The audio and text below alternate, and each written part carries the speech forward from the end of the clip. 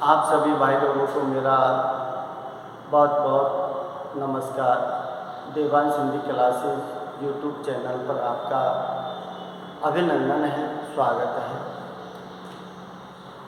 देखिए, आप और मेरे बीच में जो क्लासेस चल रही हैं और आपका मेरा टॉपिक जो चल रहा है वो हिंदी साहित्य के इतिहास को लेकर चल रहा है।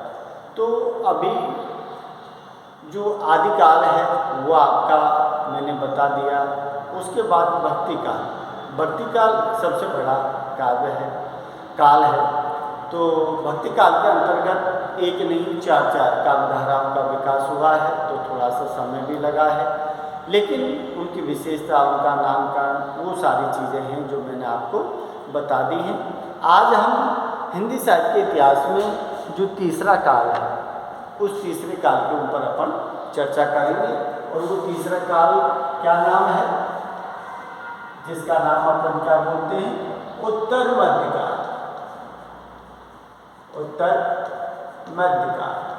उत्तर मध्यकाल क्या नाम दिया है, रीतिकाल। समय सीमा क्या मानी है, 1700 लेके 1900 तक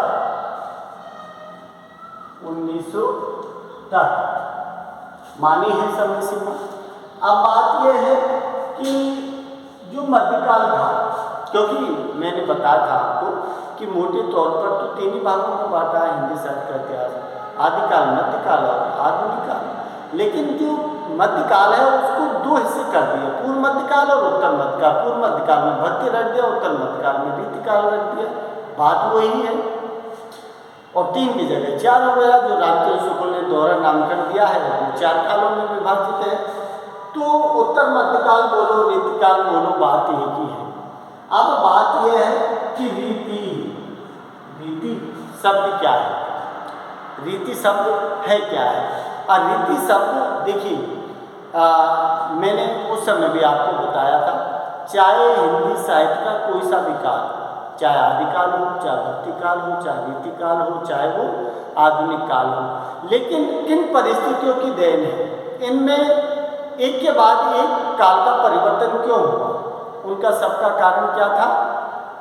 राजनीतिक स्थिति में बदलाव, धार्मिक स्थिति में परिवर्तन, समझ, और सांस्कृतिक स्थिति में परिवर्तन, सामाजिक स्थिति में परिवर्तन, आर्थिक स्थिति में परिवर्तन। जब ये सारी चीज़ें परिवर्तन होता है तो ऑटोमेटिक काल का परिवर्तन होता है।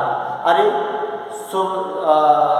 आपने नाम सुना है, सबसे पहले सतयुग था, उसके बाद त्रेता था, उसके बाद द्वापर था, उसके बाद चौथा स्टेज कलयुग आया है। तो जैसे जैसे समय बदला है, समय के हिसाब से सारी चीज़ें बदलती हैं, तो नामकरण भी बदलता चलता है। तो अब भक्ति काल का प्रभाव कुछ कम हुआ और सामाजिक, धार्मिक, राजनीतिक, सांस्कृतिक, आर्थिक क्षेत्र में कुछ बदलाव हुआ, तो फिर नामकरण बदला और जिसका नामकरण क्या कर दिया, रीतिकाल। ये रीतिकाल, इस काल में जो था रीति का मतलब क्या है, रीति का मतलब है परंपरा, मार्ग, शैली। क्या दिया है, पद्धति, परंपरा, मार्ग, शैली, पद्धति, कुछ ही बोलो। इसका मतलब क्या लिखा है, इसका मतलब है विशिष्ट प्रकार की पद रचना, विशिष्ट प्रकार की पद रचना क्या कहलाती है, रीति कहलाती है। विशिष्ट प्रकार की पद रचना क्या कहलाती है, रीति कहलाती है। अब ये रीति शब्द जो है, रीति शब्द आपने सुना होगा। रीति शब्द का सर्वप्रथम प्रयोग जो है, रीति, कौन था, आचार्य वामन। ग्रंथ, अपने ग्रंथ का नाम क्या था, काव्यालंकार। अपने ग्रंथ काव्य अलंकार में रीति को क्या बोला है? रीति आत्मा काव्यस, ये बोला है। रीति का जो प्रवर्तक बोलते हैं अपन कि इस रीति को किसने प्रतिष्ठा पर उस पर ऊंचाइयों पर पहुंचा है, रीति क्या है, उसके विषय में जो अपने विचार रखे हैं वो आचार्य वामन है। तो आचार्य वामन ने अपने ग्रंथ काव्य अलंकार नाम है, जिसमें उन्होंने रीति को क्या माना है? काव्य की आत्मा माना है। रीति आत्मा काव्य, किसने कहा है? आचार्य वामन ने कहा है कि रीति आत्मा काव्य। समझ लो आप। तो रीति क्या हो गई? रीति हो गई एक परंपरा, एक मार्ग, एक शैली, एक पद्धति। इसका मतलब कि विशिष्ट प्रकार की पद रचना रीति कहलाती है। रीति का मतलब है एक परंपरा है, एक मार्ग है, एक शैली है, एक पद्धति है, जिसमें उस समय का काव्य लिखा गया था। बस बात यह है समझ में। रीति क्या है कि रीति काल की एक परंपरा बनी हुई थी, जिसमें रीति में रहकर उन काव्य रचनाओं को रचा गया था। इसीलिए क्या बोला है कि विशिष्ट प्रकार की पद रचना रीति कहलाती है। आचार्य वामन ने अपने ग्रंथ काव्य अलंकार में रीति को क्या माना है? रीति को आत्मा काव्य से माना है, काव्य की आत्मा माना है। तो रीति वैसे जो दी है, रीति जो है वो क्या दी है उन्होंने? अलग अलग दिया है। तो जैसे इन्होंने मानी है रीति, रीति कितने प्रकार की है? रीति 3 प्रकार की है। रीति 3 प्रकार की हैं जो आचार्य वामन ने जिनका उल्लेख किया है, जिसमें क्या है? एक तो आपकी है वैदर्भी, ये कौन सी है? गौड़ी, और ये कौन सी है? पांचाली। ये 3 प्रकार की है, 3 प्रकार की रीति है जो आचार्य वामन ने जिनका प्रयोग किया है, जो जिसमें जो गौड़ी जो है, ये जो समाज आपका ओज गुण है, ओज गुण में काम आता है, क्योंकि ये जो 3 गुण हैं, तीनों गुणों में ये काम आती है। तो गौड़ी है ओज गुण में काम आती है। तो वैदर्भी, गौड़ी और पांचाली 3 प्रकार की रीति है जो आचार्य वामन ने काव्य अलंकार के रूप में जो ग्रंथ है उसमें इनका जिक्र किया है। और इसकी चर्चा मैंने इसलिए की है कि रीति भी काव्य की आत्मा माना है। तो रीति उन्होंने 3 प्रकार की मानी है, वैदर्भी, गौड़ी, पांचाली। रीति है क्या? रीति काल की एक परंपरा, एक मार्ग, एक शैली, एक पद्धति है, जिसमें ये काव्य रचना उस समय की गई थी। समझ गया? अब देखिए इसके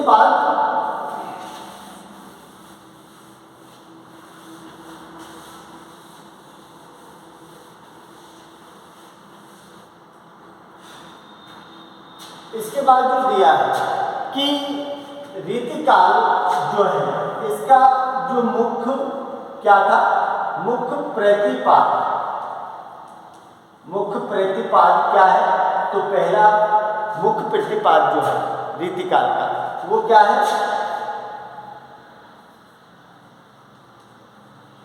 काव्य शास्त्र का अनुशीलन, काव्य शास्त्र का अनुशीलन। और दूसरा क्या दिया है? सामंती जीवन का चित्र। ये मुख्य प्रतिपाद रहा है, ये मुख्य प्रतिपाद रहा है किसका? रीतिकाल का, कि काव्य शास्त्र का अनुशीलन। इसका मतलब काव्य शास्त्र के नियमों का, काव्य शास्त्र के नियमों के अनुसार काव्य रचना की गई है, इसीलिए काव्य शास्त्र का अनुशीलन अनिवार्य था। जो काव्य शास्त्र में छंद है, अलंकार है, गुण है, रस है, शब्द शक्ति, उन काव्य शास्त्र के नियमों के अनुसार काव्य रचना एक परंपरा थी रीतिकाल की, तो उनका होना जरूरी था। और दूसरा चीज क्या की है? सामंती जीवन जीवन का चित्रण, क्योंकि ये काल जो था रीतिकाल, ये मध्यकाल है और ये सामंती जीवन का क्या है, जो राजा और महाराजा और उनके जो सामंत हैं, जो दरबारी, जो राजा महाराजा, जो सामंत जो लोग हैं ना, उनका चित्रण इस काव्य का मुख्य ध्येय है। क्यों? क्योंकि ये रीतिकाल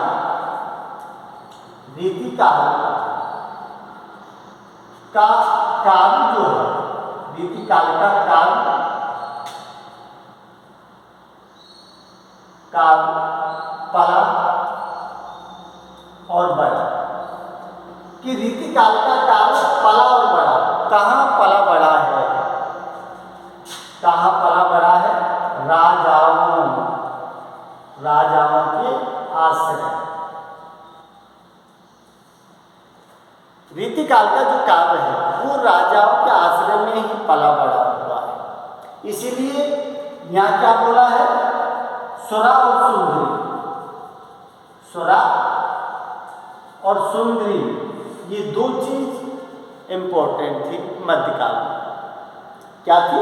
सुरा और सुंदरी, शबाब और कबाब।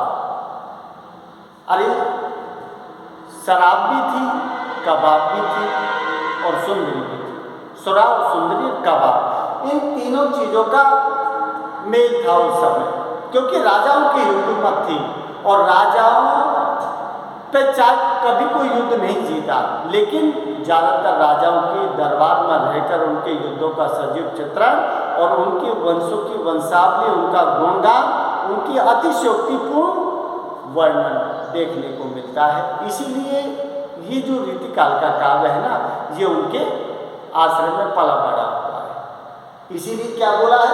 कहाँ बड़ा है? जो सुरा सुंदरी और शबाब और कबाब के ऊपर पूरा टिका हुआ था। अब जो दिया है कि उस समय के जो कवि थे, जैसे बिहारी है तो बिहारी रीतिकाल का प्रमुख कवि है, रीति सिद्ध काल धारा का कवि है, जो कहाँ किसके दरबार में था? सवाई जयसिंह के दरबार में था।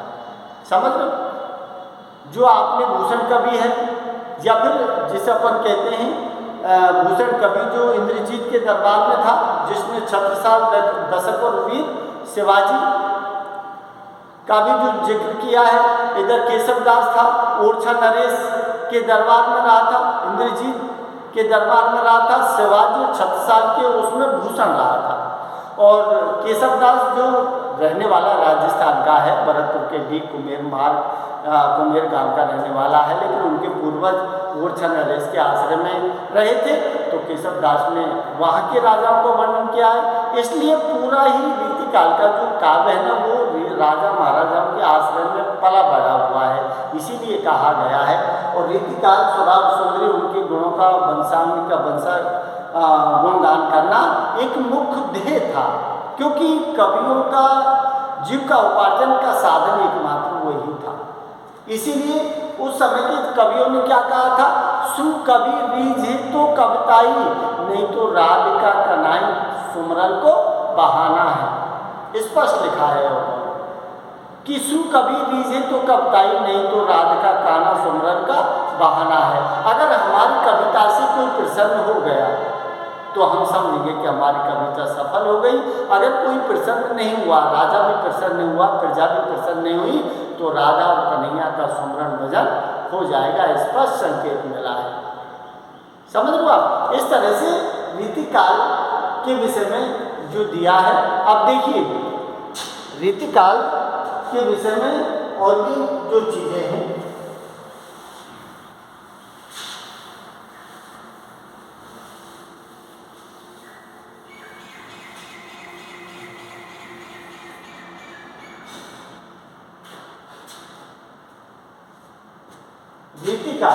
रीतिकाल में क्या थी? 3 काव्यधारा का विकास हुआ था रीतिकाल में, क्योंकि प्रतिकाल में काव्यधारा का विकास हुआ है। तो पहली क्या थी इसमें? रीतिबद्ध थी, और दूसरी कौन सी थी? रीति सिद्ध थी। रीति सिद्ध थी और तीसरी कौन सी थी? रीति मुक्त। रीति मुक्त। तो रीति सिद्ध क्या थी?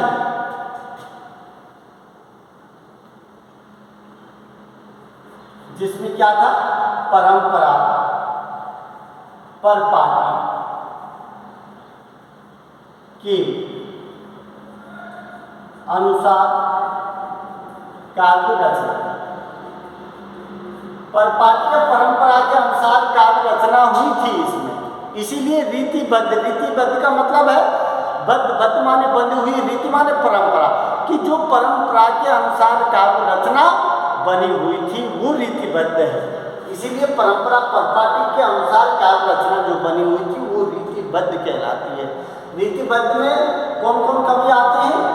जिसमें कौन आता है? केशवदास। केशवदास।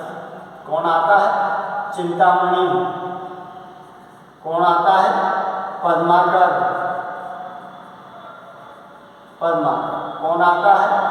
देव।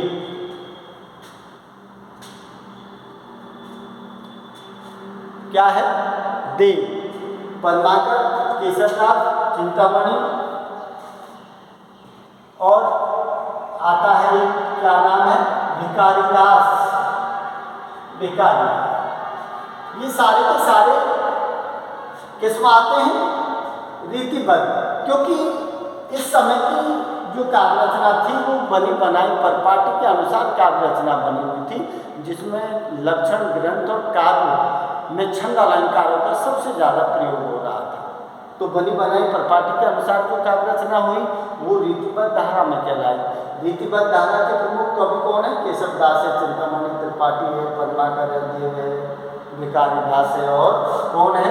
मतीराम। मतीराम। ये सारे के सारे कौन हैं? ये सारे के सारे रीतिबद्ध काव्यधारा के अनुसार बनी बनाई परिपाटी के अनुसार काव्य रचना की है। और रीति सिद्ध। रीति सिद्ध का मतलब है कि जो कहते हैं अपन कि समकालीन जो काव्य रचना है की है उन्होंने, तो समकालीन के प्रभाव के कारण स्वतः ही अपने काव्य में प्रयोग हो गए। स्वतः ही जो काव्य रचा है उस समय, तो स्वतः ही काव्य में उसका आगमन हो गया। तो वो सिद्ध, जो अपनी काव्य को सिद्ध करने में लगे हुए थे, तो समकालीन क्या दिया है? समकालीन काव्य में स्वतः ही सिद्ध, स्वतः ही आकर क्या हो गई? सिद्ध हो गई। इसका मतलब ज्यादा प्रयास नहीं किया, लेकिन कवि ने जो काव्य रखा तो उसमें स्वतः ही उन चीजों का आगमन हो गया। तो रीति सिद्ध कवि जो है उसमें आखिर कौन है? बिहारीदास। बिहारी। हिंदी साहित्य का बिहारी एक ऐसा कवि है जिसको प्रत्येक दोहे के लिए एक मोहर, एक असर पे मिलती थी, जो सवाई राजा के दरबार में, जयसिंह के दरबार में लिखा है, लिखा करते थे काव्य रचना। तो उन्होंने खुश होकर उनको एक मोहरे का असर भी देने का वादा किया और वहीं सवाई जयसिंह के दरबार में बैठकर अपनी काव्य रचना करते थे। तो क्या किया है? समकालीन काव्य स्वतः ही आकर सिद्ध हो गया। तो रीति सिद्ध बिहारी कवि हैं और ये रीति मुक्त है। रीति मुक्त का मतलब जिसे अपन क्या कहते हैं? स्वच्छंद। स्वच्छंद काव्यधारा बोलते हैं इसको। तो रीति मुक्त का मतलब है कि इन्होंने परंपरा जो है, परंपरा या जिसे अपन कहते हैं उस बंधन में रहकर काव्य रचना नहीं की। ये क्या है? स्वच्छंद प्रवृत्ति। इन्होंने कौन सी प्रवृत्ति अपनाई? स्वच्छंद प्रवृत्ति। स्वच्छंद प्रवृत्ति अपनाई इन्होंने। तो अपनी की जो काव्य रचना है, परंपरा बंधन में रहकर काव्य रचना नहीं की, स्वच्छंद प्रवृत्ति अपनाई। इसमें कौन आते हैं? जिसमें कौन है? आपका घनानंद।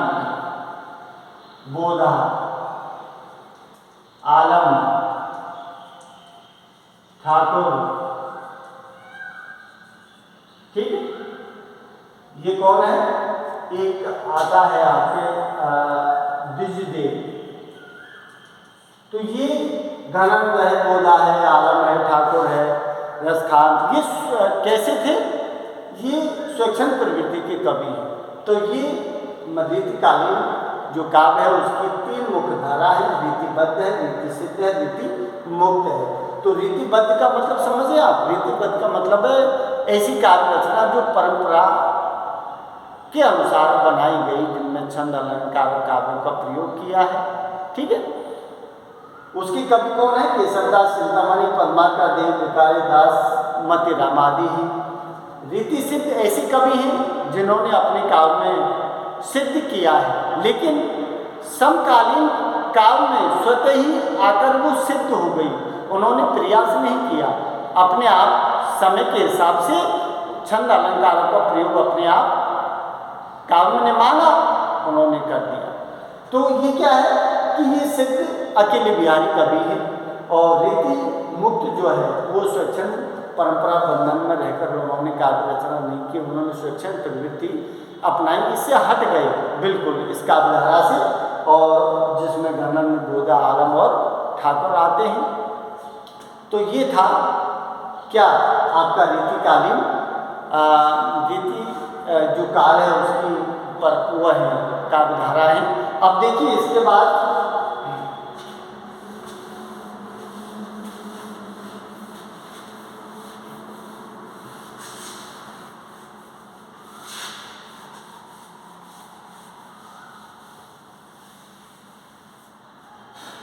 अब देखिए, अब रीति काल के विषय में किसने क्या कहा? अब जो रीति काल है उसके विषय में किसी ने क्या कहा है? तो सबसे पहले कौन है? डॉक्टर रामचंद्र शुक्ल। तो डॉक्टर रामचंद्र शुक्ल ने तो क्या कहा है? रीति काल, नामकरण, नामकरण, ये क्या दिया है? नामकरण के विषय में बताया है उन्होंने कि नामकरण, और दूसरा जो दिया है मिश्र बंधु, मिश्र बंधुओं ने इसको क्या कहा है? अलंकार, अलंकार कहा है। डॉक्टर जॉर्ज, डॉक्टर जॉर्ज विदेशन ने क्या कहा है? रीतिकाल, रीतिकाल नाम दिया है। चौथा डॉक्टर रमाशंकर शुक्ल ने क्या कहा है? कलाकाल, कलाकाल कहा है। पांचवा डॉक्टर त्रिलोचन, त्रिलोचन इन्होंने क्या कहा है? अंधकार काल, अंधकार काल, अंधकार काल का है। और ये नामकरण के विषय में मत दिए हैं अपने कि रीतिकाल, डॉक्टर आचार्य रामचंद्र शुक्ल ने रीतिकाल जो नाम दिया है, जो पूर्व उत्तर मध्यकाल नाम दिया है, तो उत्तर मध्यकाल का रीतिकाल नाम किसने दिया है? आरसी शुक्ल ने दिया है। मिश्र बंधुओं ने क्या दिया है? अलंकार काल बोला है उसको, क्योंकि श्रृंगारिकता की प्रमुख छवि थी इस समय नायक नायिका की। और डॉक्टर जॉर्ज विदेशन ने क्या बोला है? रीतिकाल। और डॉक्टर रमाशंकर शुक्ल ने क्या बोला है? कलाकाल बोला है। और डॉक्टर त्रिलोचन ने क्या बोला है? अंधकार काल बोला है। इस प्रकार आपके क्या थे? रीतिकाल की प्रमुख काव्यधारा है, रीतिकाल का नामकरण, रीति क्या है, ये सारी चीज़ मैंने आपको बताई है। अब अगली वीडियो में मैं आपको क्या है कि रीतिकाल की प्रमुख विशेषताएं बताऊंगा। अगर ये सारी चीज़ें आपको अच्छी लगी हों तो एक बार लाइक शेयर और सब्सक्राइब जरूर कर देना। नमस्कार।